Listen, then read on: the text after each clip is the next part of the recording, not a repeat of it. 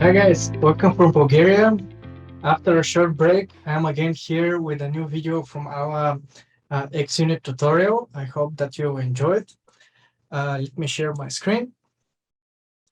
Today, we're going to talk about, in our xUnit tutorial, we talked about what is xUnit.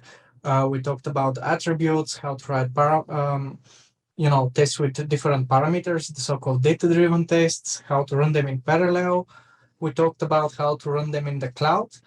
And, um, you know, um, if you read some of my books about design patterns, this is really a favorite subject of mine.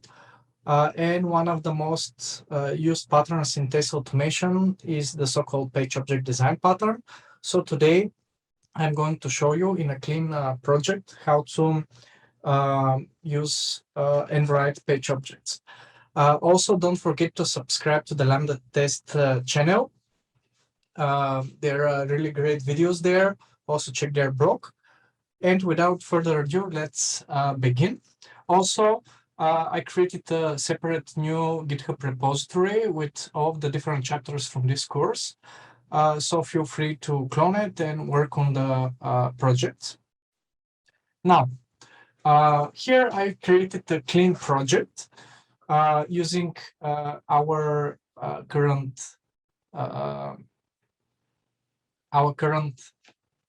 solution with to-do tests, right? Probably you recall our project. Here we created a data-driven test using the different technologies, and basically we are adding a few to-do items. Let me show you again. I'm going to show you the website. Here it is. Basically, we have two pages. This is the home page, and also here we're basically every time we're clicking on these different links. But yeah, basically the page object pattern represents the different elements on the web page, and basically you're creating different actions methods for performing the actions on this particular page. And in certain cases, you may put also assertions there. And we do that for every particular screen. So this means that in our case, we'll have the home page, and then we'll have this, let's call it to-do page, where you can add items, we can delete them, we can check them, we can check the item count. That's it. Again, I created a separate clean project only with one test. You can clone the repo, and we're working in chapter 8 folder. So just let me quickly remind you what we are doing. We have here a private variable to iWebDriver, WebDriver weight, and actions. In the constructor, since these are xUnit tests, this is executed before each test. So we're downloading the driver using the WebDriver manager, initializing Chrome. After a while, I will show you how to do the same again in the cloud when we're using page objects. And if you recall the example, we have a few private methods here to abstract some of the actions so that we don't repeat the code over and over again. But now let's rework this solution using the page object pattern. I'm not going to use the native built-in auth approach. Instead, I will show you a much simpler and cleaner version. So I created 3 folders because I'm going to create 3 different versions of the page objects. First, for each version, I will create one folder pages where I will put all the page objects. And again, I'm going to create a separate class for each particular page. As we discussed, we'll have the home page, where we are going to interact with the home page, right? And what we have here, we need to make it public.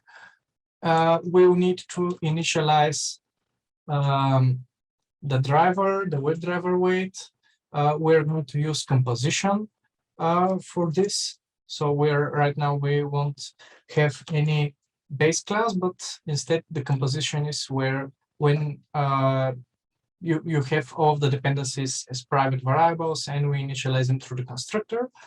And let's see what else do we need. We have one method for opening the page, right? This is the URL for our page. So we can create here an action called, for example, go to. The page objects, by the way, they have another benefit. And the benefit is that they're making our test code shorter. We are not copy pasting code, we are reusing it. So we're going to fix everything inside of here. And also we are creating a DSL, domain specific language, meaning that our tests are going to be much more readable. But in a minute, you will see the difference. Also, let's see, we have this open technology method. Since we're working, on the home page, we need to move it here. And because it's private, we won't be able to access it in our test. So we need to make this method public. Also, as you can see, we don't have anymore this wait and find element method. So I'm going just to paste it here for now. We need structs using Selenium wait helpers. And I think we are ready with our homepage. We can clean the usings. And now I'm going to create a second class called to-do page. And this to-do page again should be marked as public. And what else? Again, we need all of the dependencies using composition. And usually there are three separate basically regions. You can use a region, but this is not a good practice. Just for your understanding, I will separate these three basically sections in our page object, groups of methods and properties. We have elements, we have actions, and probably we have assertions. Again, in version 3, we will separate them. But let's see. Now,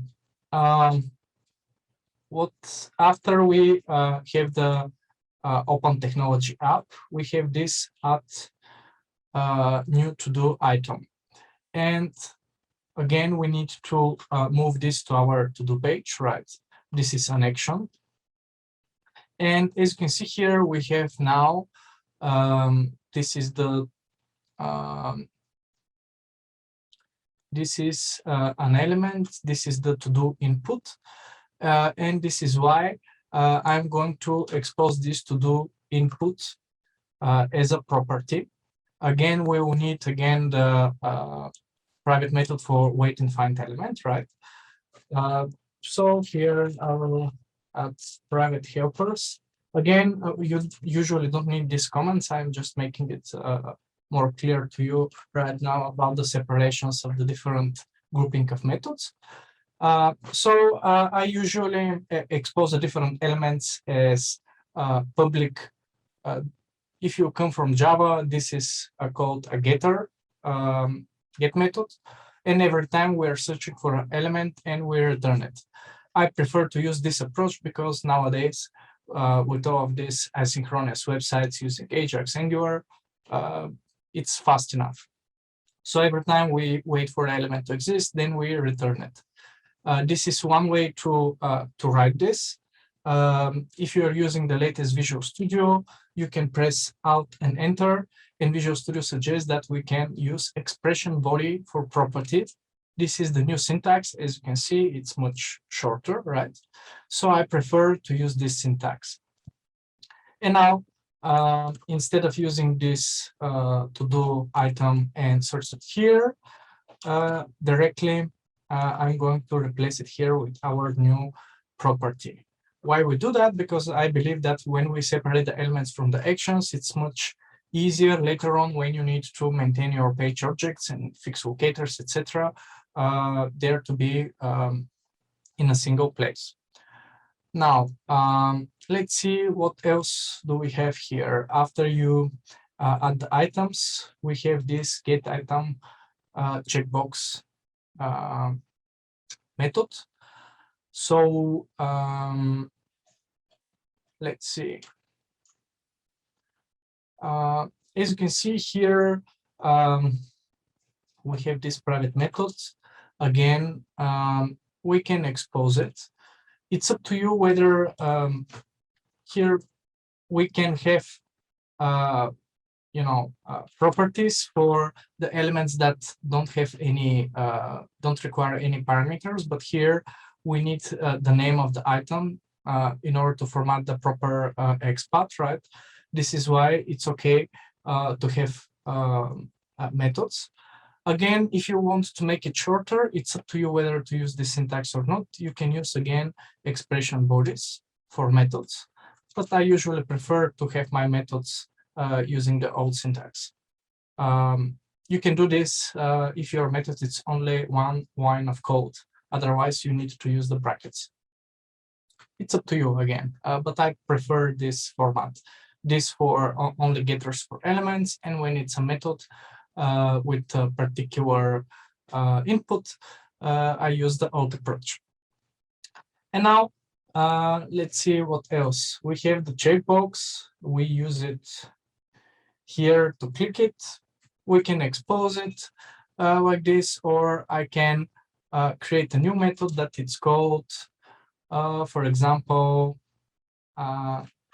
by the way, we forgot here to make this method public. And I think the last thing that we need is the assertion. We need to, since here we use this private method, we will need to move both of them. And I will paste this under the assertions. Again, if it's something that you're going to use only once to assert something, I suggest to put it directly in the tests. However, again, I prefer sometimes to put my assertions even if they're used only once in the page object, since we're creating the so-called DSL, and it's making our test much cleaner and readable. And this we can move it here back to the private methods. Now, also, when, as you can see here, we have a little bit of more complex code for the assertions. We are going to reuse it in multiple tests, and I prefer to hide all of these different nitty-gritty details, what our tests are doing in the page objects. Of course, when the test is shorter, it's much readable. However, some of the details are hidden. As you know, every type of refactoring have basically have pros and cons. Now, I'm going to duplicate this test, and I'm going to rename the class to do tests with page objects. Now, what else do we need to do? We need to initialize our pages. We need to add a using to them. Maybe here the rename wasn't correct. Yeah, it's fine. Yeah, the name of the constructor is not correct since we renamed the class. And we need to initialize these page objects, right? We need just to pass everything we need. So how we do that? We initialize new homepage, we pass the driver, the WebDriver weight, and the action. So we initialize all of this here before each test. And after that, instead of using this code here, all of these private methods, we don't need them anymore. We can use our new page objects for this. So we can write as you can see, home page. This way we know on which page we are. Go to, then home page, dots open technology. And since we're passing the technology from the arguments above, then we're going to work on the to-do page, dots add new to-do item. I think first we needed to clean the car, then clean the house, then buy stuff, and then to do page, we have check item, and we can say check please buy stuff, right? And now we need to make the assertion to do page, assert items left. So as you can see, this is much shorter and much cleaner, right? We don't have any nitty-gritty details. However, in this version 1, there is one problem where basically everywhere we're copy-pasting this initialization code, also this wait and find element, and in case we have assertions, we will have this copy-paste as well. I want to reuse that, so maybe in this version 2, we can create again pages. I'm going to copy paste them.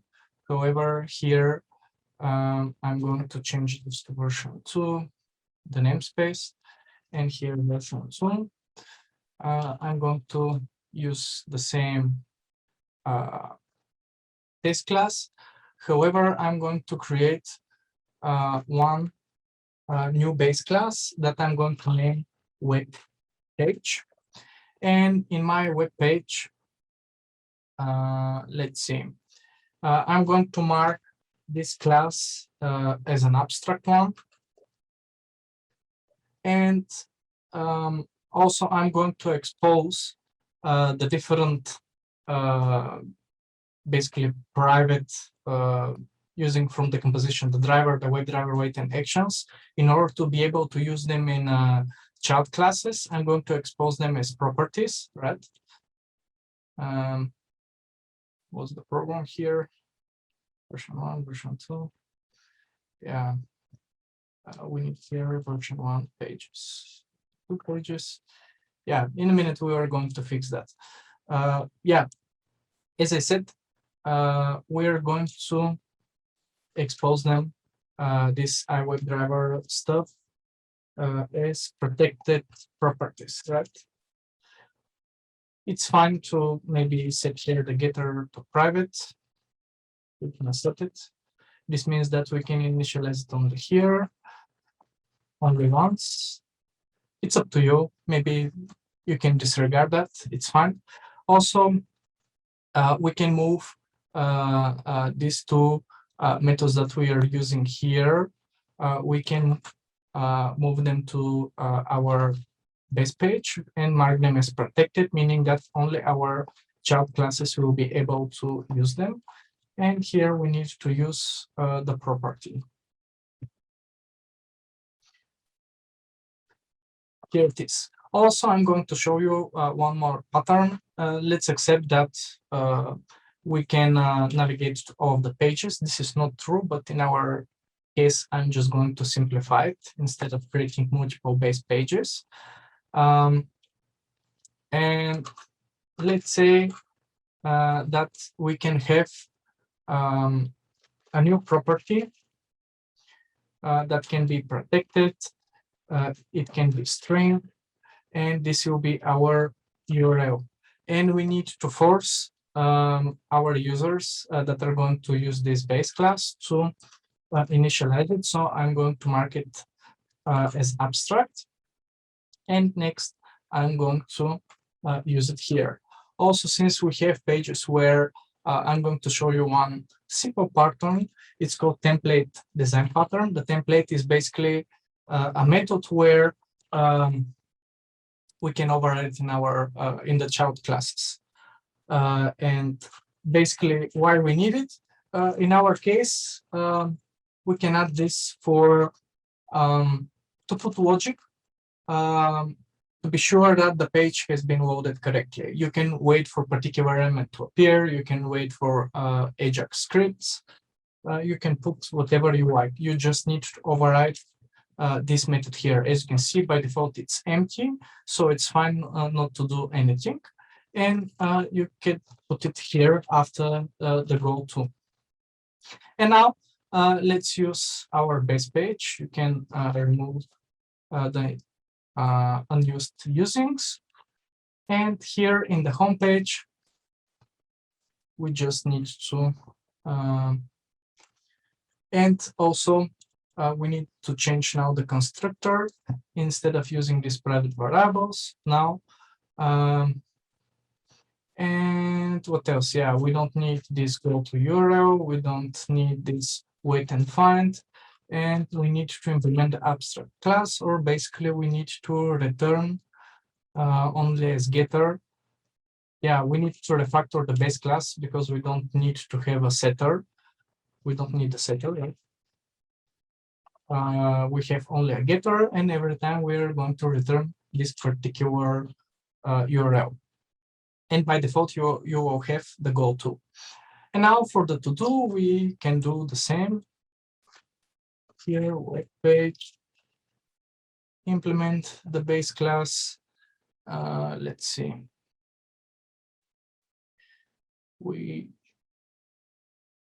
Yeah, again, I'm setting the same URL, no matter that it's a little bit different. You don't need this. Also for the actions, we're going to use the protected property from the base class, and we don't need this too. As simple as that. And now here, what else? Yeah, we need to fix the namespace soon. And as you can see, the usage stays the same, which is perfect. Now, in version 3, we just are going to modify just a little bit and tweak these classes. Let's just change the namespace again. The thing that I want to show you is that I prefer to use another way for grouping the pages. This is valid for C# only. You cannot do it in Java, but since this is C#, let me show you. This is perfect to do when you are working with really big pages and you don't have a way to make them smaller.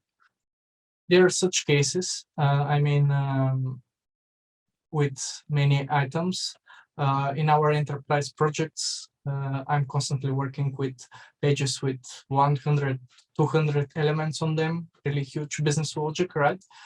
And then when you put everything in a single page, it can get quite large with maybe 5 screens of code. And then I prefer to use to separate the logic into 3 different files. Here, since we don't have any elements, we have only one file, and I'm going to call it with the extension actions. As you can see, we can have a difference between the file name and the class name. The class name still stays the same. However, here we have the 3 groups of things: the elements, the actions, and the assertions. This is why I'm going to refactor this. Again, the initial code, I'm going to call it this file action. I'm going to mark the class as partial. This is a special keyword in C#. And I'm going to copy and create 3 different files out of it. One of them I'm going to call the map. In there, we will hold all of the elements, and we will have one more for the assertions. Now, in the actions, I'm going to delete the elements and the assertions. In the actions, we have only the actions, so we don't need this comment. In the assertions, again, we have only the assertions logic. And then in the map, we have only the elements, right? You have heard of the term element map, right? And we don't need this comment. The tricky part about the partial is that when you build the project, C# is combining these three files since they are the same class, because they are annotated with the partial keyword. They're going to be combined in a single class. However, we're separating the actions, the assertions, and the map into different files, which makes the maintenance much easier, because basically when you have to fix element locator, you just go to the map.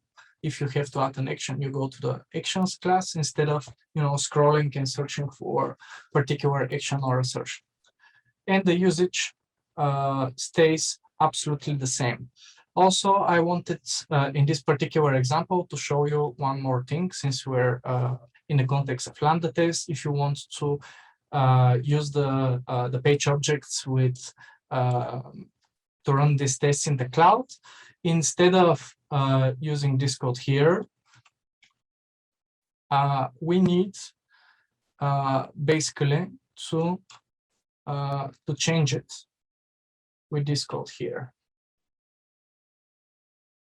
We need to use the remote WebDriver.